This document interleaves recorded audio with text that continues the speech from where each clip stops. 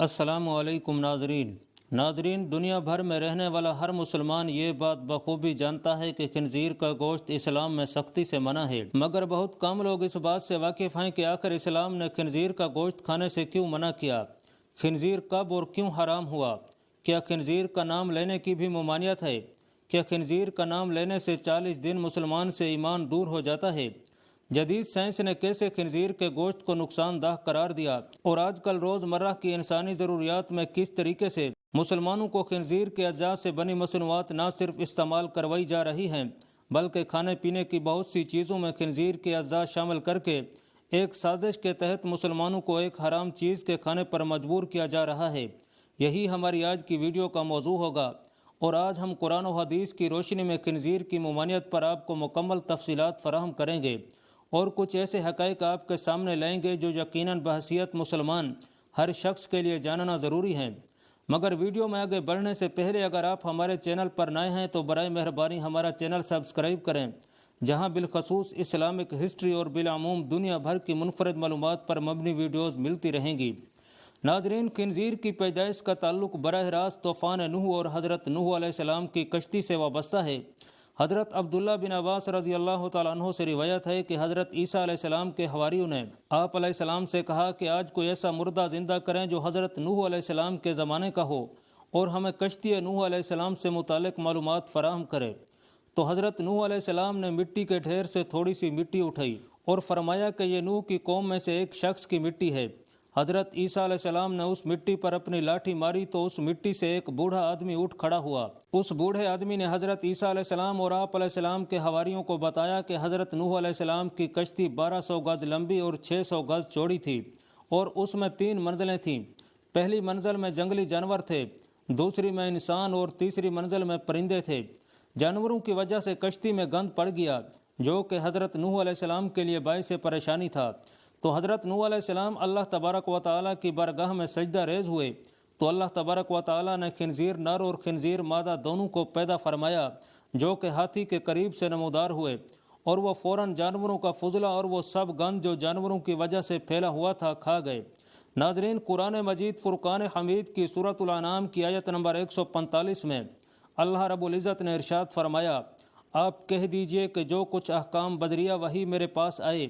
ان میں سے تو میں کوئی حرام نہیں پاتا کسی کھانے والے کے لیے جو اس کو کھائے، مگر یہ کہ وہ مردار ہو، یا یہ کہ بہتا ہوا خون ہو، یا خنزیر کا گوشت ہو کیونکہ وہ بالکل ناپاک ہے، یا جو شرک کے ذریعے ہو کہ غیر اللہ کے لیے نامزد کیا گیا ہو۔ پھر جو شخص مجبور ہو جائے بشرط یہ کہ نہ تو طالب لذت ہو اور نہ تجاوز کرنے والا ہو، تو واقعی آپ کا رب غفور الرحیم ہے۔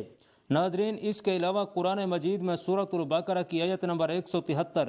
سورۃ المائدہ کی آیت نمبر 3 اور سورۃ النحل کی آیت نمبر 115 میں بھی قطعی طور پر خنزیر کا گوشت کھانا حرام قرار دیا گیا ہے، جبکہ سنن ترمذی کی حدیث نمبر 1297 میں بیان کیا گیا ہے کہ جابر بن عبداللہ رضی اللہ تعالیٰ عنہ سے روایت ہے کہ میں نے فتح مکہ کے سال مکہ کے اندر رسول اللہ صلی اللہ علیہ وسلم کو ارشاد فرماتے ہوئے سنا،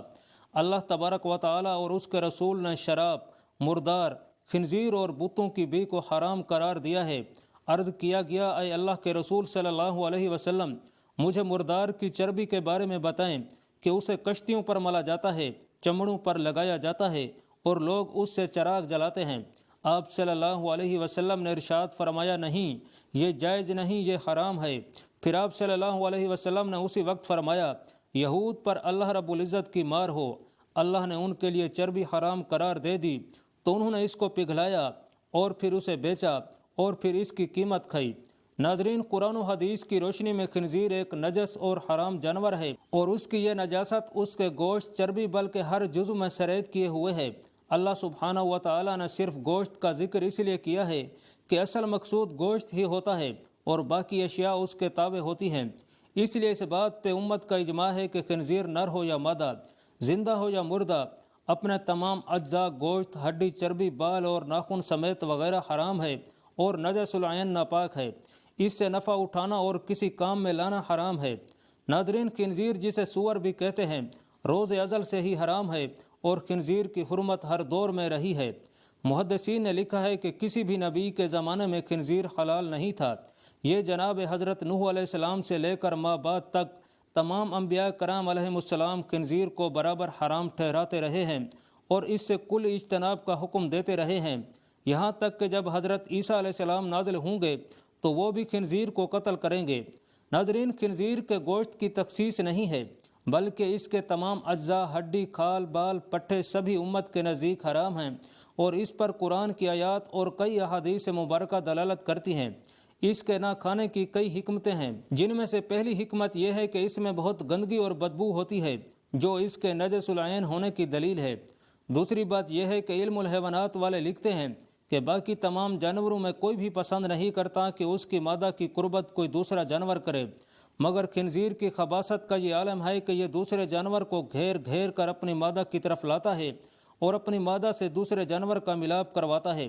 جب وہ اس مادہ سے قربت کرتے ہیں تو خنزیر خوش ہوتا ہے، اور یہی عادت خنزیر کھانے والوں میں بھی عام پائی جاتی ہے، اور اس کا مشاہدہ آپ یورپ کی جنسی بے روی سے لگا سکتے ہیں۔ خنزیر کے اندر عادات ذمیمہ یعنی بری خصلتیں پائی جاتی ہیں، جس کے نتیجے میں اس کے کھانے والوں میں بھی اس کے اثرات منتقل ہوتے ہیں، اور یہ بات خنزیر کھانے والی قوموں میں ظاہر ہے کہ ان سے حیا و شرم نکل گئی ہے اور وہ مثل جانور زندگی گزار رہے ہیں۔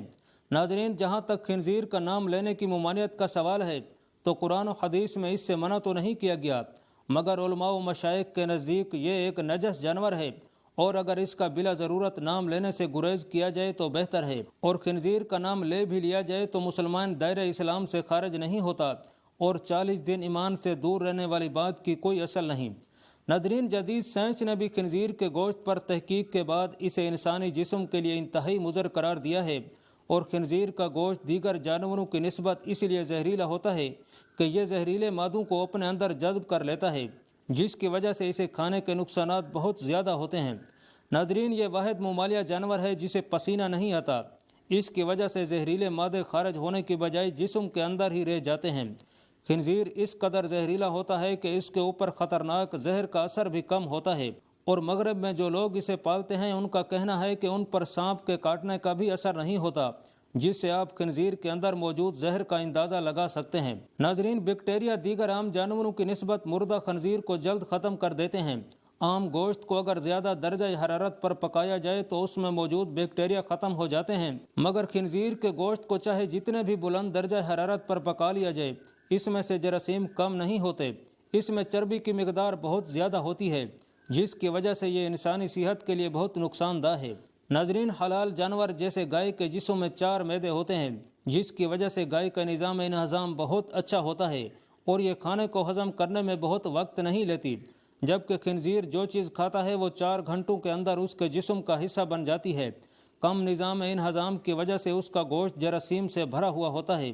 ناظرین، ایک خنزیر میں 30 طرح کی مختلف بیماریاں ہوتی ہیں، اور یہی وجہ ہے کہ اسے ہاتھ لگانے سے بھی منع کیا گیا ہے۔ خنزیر کی وجہ سے انسان کو کئی طرح کی خطرناک بیماریاں جیسے ہیضہ، ٹائیفائڈ اور مثانے کا انفیکشن ہو سکتا ہے۔ اس کے جسم اور گوشت میں زہریلے مادے اور جراثیم گردش کرتے ہیں۔ اس کے پایوں میں ایک سوراخ ہوتا ہے جس سے باہر کے جراثیم جاتے رہتے ہیں اور یہ مزید زہر آلود ہو جاتا ہے۔ ناظرین، مسلمان کے لیے اصل یہی ہے کہ وہ اللہ رب العزت کے احکامات میں اللہ رب العزت کی اطاعت و فرما برداری کرے، اور جس چیز سے اللہ رب العزت نے منع کیا ہے اس سے رک جائے، چاہے اس میں اللہ سبحانہ و تعالیٰ کے حکم اور ممانعت کی حکمت ظاہر ہو یا نہ ہو، اور مسلمان کے لیے شرعی حکم سے انکار کرنا جائز نہیں، اور اگر اس حکم کی حکمت ظاہر نہ بھی ہو تو مسلمان کے لیے اس حکم کو نافذ کرنے اور اسے تسلیم کرنے اور اس عمل پر توقف کرنا بھی جائز نہیں، بلکہ جب ثابت نہ ہو تو حلت و حرمت میں شرعی حکم کو قبول کر لینا چاہیے، چاہے اس کی حکمت اس کی سمجھ میں آئے یا نہ آئے۔ اللہ پاک کمی بیشی معاف فرمائے اور ہمیں اپنے حبیب صلی اللہ علیہ وسلم کے طریقے مبارک پر زندگی گزارنے کی توفیق نصیب فرمائے، آمین۔